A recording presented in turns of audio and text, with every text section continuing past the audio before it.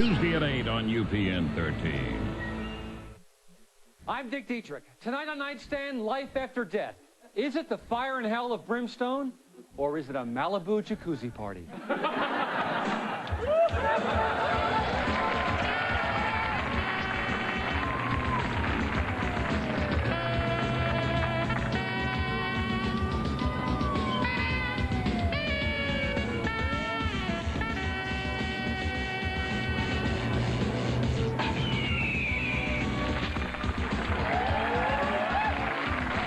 Thank you, folks. We're going to start tonight off with a question. How many of you people have had natural sex? How many people?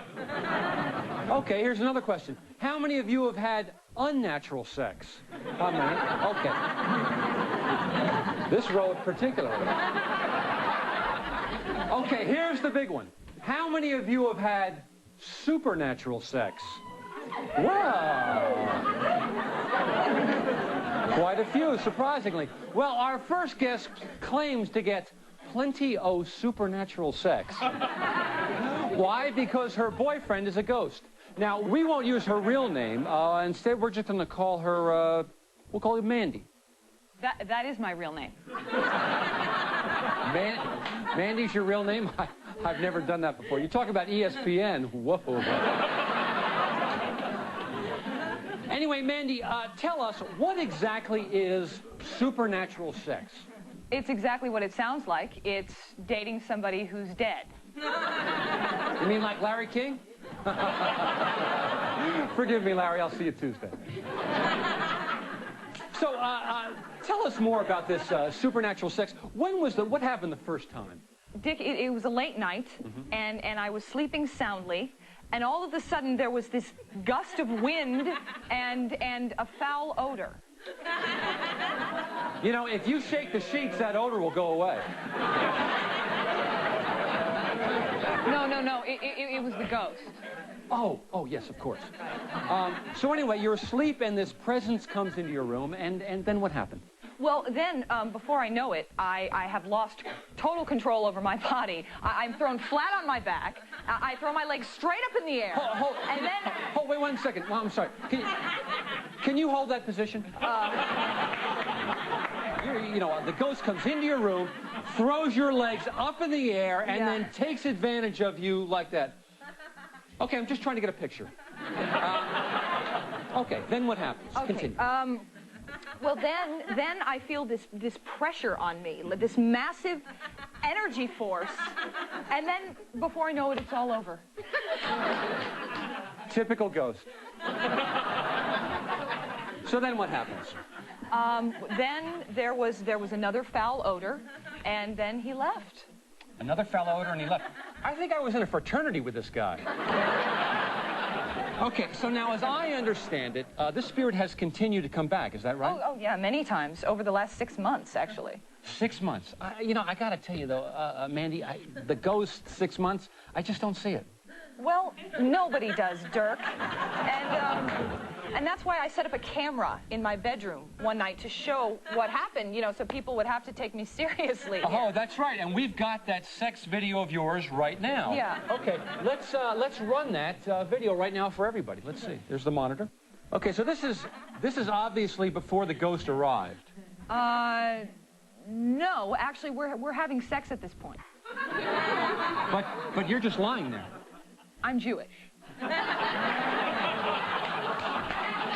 Okay, so now this is a different night. This is a different night. Yeah. And suddenly you're very active. Oh, well, that's after I found out the ghost was a doctor. Now, looking at that tape, I noticed you were wearing your clothes. I mean, how can you have sex with clothes on? Well, let's just say he can walk through walls. Say no more. Okay, so things seem to be going well, Mandy, so I got to ask you, what's the problem? Well, can't you see? I mean, sure, the sex is great, but there's no commitment, I mean, I want more. And so I told Bill this. Well, I'm sorry, who's Bill? The ghost. I told Bill that I had to break it off and see other men. I think I understand your problem. How can you tell someone you can't see you don't want to see them anymore? Exactly. So will you be seeing Bill again soon? Oh, he's here now. He is? Uh-huh. I thought that was Miller. No, it's him. He loves to eavesdrop, actually. Really? Yeah. Bill, stop that. Bill, don't. Okay. Mandy, is everything okay? Yeah. Oh, God. Bill, you know that. Stop. People are watching. Here. God, I'm sorry. Oh, Bill. Oh, Bill. Oh, you don't have to me. Oh, God. The doctor's in the house. God. Oh, Bill. Oh, you're Well, right coming up there. next, Oh, how do you yes. maintain a resurrection? Oh, We'll yeah. find out right after this.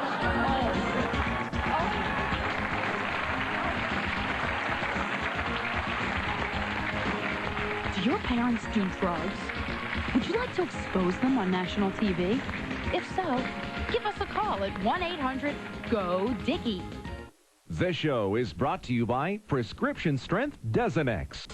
On an upcoming nightstand, really dumb criminals. Okay, a cop has just pulled you over for speeding. He's heading for your car, so in an effort to mask the smell of liquor on your breath, you light up a joint. Then what happened? Find out on Nightstand. Thank you, thank you, thank you. Welcome back, welcome back. We're talking about Ghost Riders in the thighs. Now, as we left, we saw Mandy and her transparent companion getting into it. In the interests of decency, we sent them backstage, but let's check in with them right now, shall we? Well, she seems to be resting, I take it. We'll go back there later. Okay, folks, we all know there's no sex after marriage. But is there sex after death? Our next guest might be able to answer that question. She's the co-host of the Voodoo Friends Network and the author of the book 1001 Things to Do with Dead Chickens. Please welcome Mambo Santa Maria.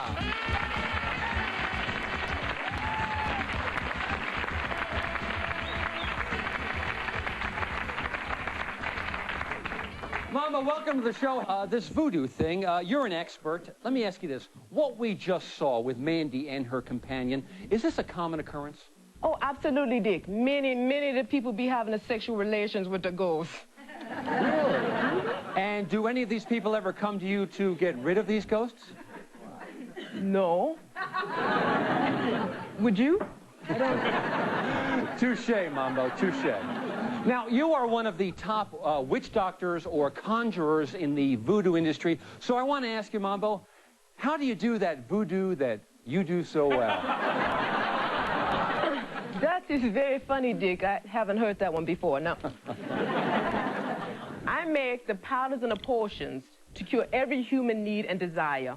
Like, take this, for instance. Uh-huh. This is the King John powder. You care to try some of this? No, thank you. I spent a week at Betty Ford because of that stuff. No, Dick, no. It's a little bit of the chicken bone, a little bit of the snake root, a pinch of the slim fast. It can cure just about any affliction the mind of the woman they be getting. Any affliction, any affliction. Well, let's put that claim to the test, shall we? We need someone, a volunteer, who might be suffering from a severe affliction. Can I see a show of hands, if possible? Let's see, who do we... you, ma'am, right here. Hi, what's your problem? Oh, I just sprained my ankle in cheerleading practice. Really? That is horrible. That is a tragedy. Would you like to come up on stage? Yeah. Terrific. Can you let her through, sir? She's got a bad ankle. Thank you. Come on up there and... Yeah, that's a bad ankle. Okay.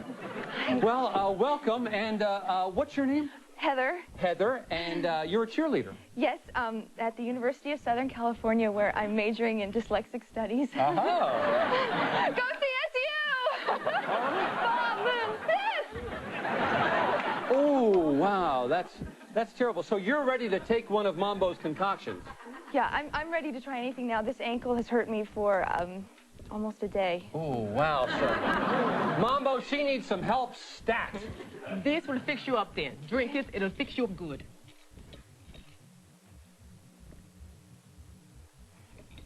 See what happens. All right. Better? CSU win! Fight! Go! All right.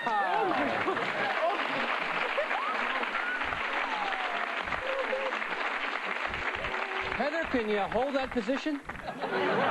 How's the ankle feel? It feels great. Oh, terrific. Come on up. Give her another hand, everybody. But you know, Mambo, so far you've only shown us the positive side about voodoo. What about the evil side we've heard so much about? Can you really walk with me a little bit? Can you really inflict pain on somebody just by sticking a pin into one of these voodoo dolls? Oh, yeah, that's easy, no problem. Really? I happen to have this voodoo doll right here. This doll, he looked like Jerry Springer. That's an amazing coincidence. But listen, while we're here, why don't we try a little experiment? Jerry is taping his show right now. We can pick him up live via satellite. I'd just like to try something, if you don't mind. Sure. Okay, let's watch the monitor. 600 pounds in 2 weeks, and you don't think you have an eating disorder? Why, 2 months ago you were in Playboy. Hey, this is neat.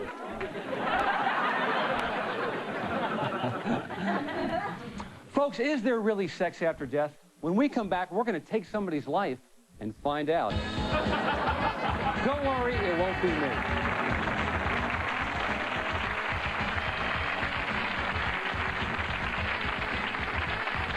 Look who's come to save late night. Trust me, America, you don't want to see this. It's Super Steph. There's nothing else on it, just me. This week's guests, Jane Seymour, Gary Marshall, and Sophie B. Hawkins. She'll be sitting right there. Twin directors, the Hughes brothers, and Star Trek's Michael Dorn. And Jimmy Hoffa's a maybe. If your late night host can't do this, maybe it's time you tried Stephanie Miller. Monday at midnight on UPN 13. Secret. Much more woman than she'll ever be. Dirty little secrets. Even if you are a lesbian. What? Mom, I'm not a lesbian. Thank God. Confessions and much more on the second half hour of Nightstand with me, Dick Dietrich.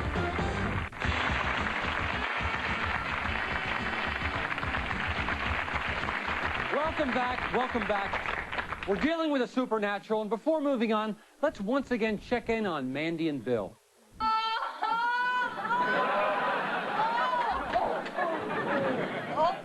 Wow. Joining us now is an expert on life after death. He's the author of the book, Death of the Party. Please welcome Dr. Morte Gunty.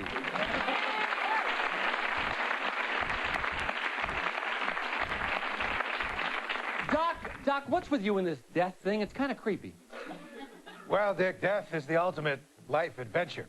And as such, it's always tickled our fancy. We've all heard about romantic life after death experiences. You may even be familiar with autoerotic asphyxiation. Come on, Doc, who hasn't had sex in a car?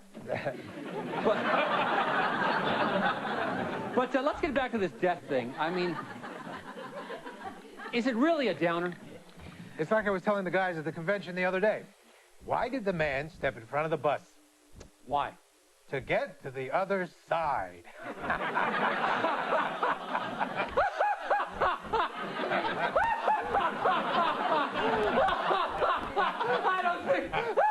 I don't think you realize why I'm laughing so much. It reminds me of the old chicken joke. Oh, look at me. Doc, I swear, if the next thing out of your mouth is knock, knock, you're out of here. Look at my eyes, everybody. Oh, don't do it to me. Doc, before going on any further, what exactly is death? It's a transitory state in which the spirit crosses to another dimension, which exhibits a totally different vibrational paradigm, yet retains certain features indigenous to its earthbound characteristics. I think we're getting a taste of death right now. So what is it you've done regarding death? Dick, I discovered a way to initiate a state of suspended animation, which allows a healthy living person to undergo a temporary translation into a state of death and cross the heretofore forbidden territory of death. We call it flatlining. Can you put that in layman's terms? I kill them. That's neat. Now, how safe is it what you do? I mean, do you bring everybody back? Let me put it this way. If I was a baseball player, I'd be an all-star. Meaning? I'm batting over 300. Wow! Congratulations! Congratulations. Give them a hand. Very good. And when we come back, it's going to be time to play ball on the old Death Diamond, so stay tuned.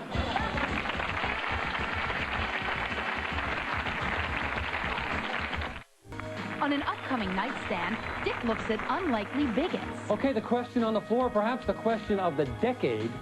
Why would you join the Ku Klux Klan? Don't miss this very special nightstand.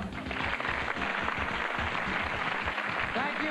All right, we are back, and as we promised, we're going to terminate somebody with extreme prejudice.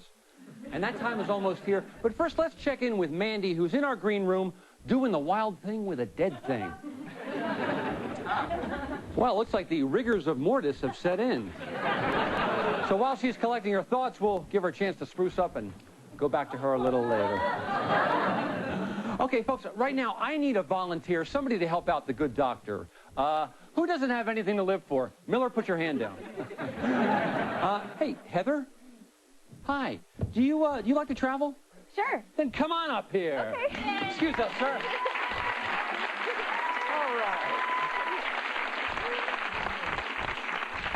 And Doc, you know, I just want to be safe before we proceed. I want to be sure about your qualifications. You are an MD, correct? No, actually, I'm a doctor of humanities. But I first came to prominence in the health field from early experiments with LSD as a cure for headaches. Good enough. So, Heather and Doctor, why don't you head back and get yourself prepared for the moment of truth? Okay. Okay, very good. This is not a good idea, Dick. Please, Mambo, please, I am insured up to here. You don't have to worry, but thank you. Here's a question. Let's take a question while we're waiting. Hi. Hi. This is for the voodoo lady? That would be Mambo. Yes, Mom. Yes. My cousin had a voodoo Tupperware party, and they sacrificed a goat. How do you get goat's blood out of a couch? Ooh, good question. So you're going to need a mixture here. You need a mixture of the baking soda, the 7-Up, a little bit of Comet. But you listen to me. You tell her next time, honey, go with the Scotch Guard. You understand what I'm saying? Thank you. Good tip, Mambo, good tip. Well, I think Heather is ready right now. So, as you can see, folks, we have set up a screen because the FCC forbids us from killing anybody on camera. unless you're part of the Action News team. Okay, so Doc, why don't you tell us exactly what you're going to do? I'm going to induce death in Heather and bring her back to life in under 1 minute. Well, a little technical for me, Doc, but I'll take your word for it. Dick, I've got a bad feeling about this. Don't worry, I've got some Tums. All right, Heather, I want you to lay back and relax and say the alphabet backwards. Okay. A, B, C, D, E. Oh, this is hard. Mr. Dietrich, you must not go ahead with this. You're tampering with the laws of nature here. You know, you sound like my ex-wife on our honeymoon. Oh, people, no, people. So listen, while Doc prepares Heather, I want you to remember that this is a complicated technique that has taken years to perfect. So remember, viewers, this man is a highly skilled professional. You don't want to try this at home, okay? Okay, she's out. Wow, that was quick. So, Doc, while we have a few minutes to kill, so to speak, what's happening? This is wrong. You do not know what she would bring back. Look, I didn't know what Miller was going to bring back from Thailand, but I didn't stop him, okay? So, Doc, what's going on? It's now time to reverse the procedure and bring Heather back to life. Oh, just think, folks. In just a minute, we're going to talk to someone who has actually walked in the face of death and then returned to life by way of some incredibly complicated technique. I got to tell you, Doc, this is very exciting. I can hardly wait. You have to. Clear! What's going on? Excuse me, Dick. Do you think you'll be doing a show on comas anytime soon? See what I tell you? Doc, what happened? I don't know. All I did was kill her, and the next thing I know, she was dead. Well, don't just stand there. Do something. Doctor, if you don't bring her back, this is your last appearance on my show. You read me, mister? No, just hold on here. Oh, She's alive. Mambo Santa Maria did it. Give her a hand. Heather, what happened? What happened? We almost didn't get you back. I didn't want to come back. I met this wonderful doctor named Bill. Bill? Uh-oh. Bill?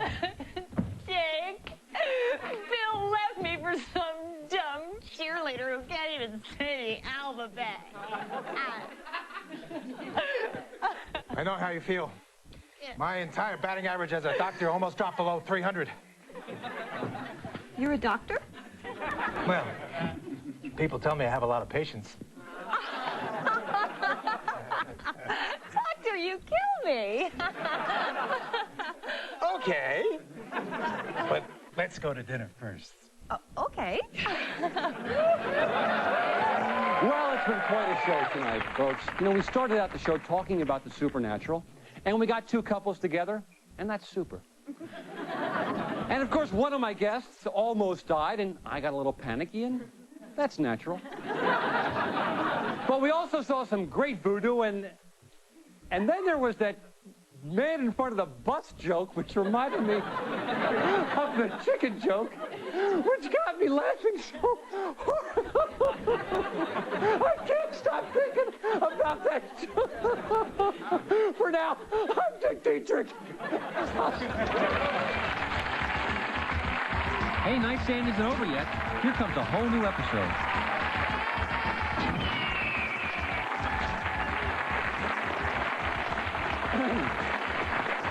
Thank you. Thank you. Thank you.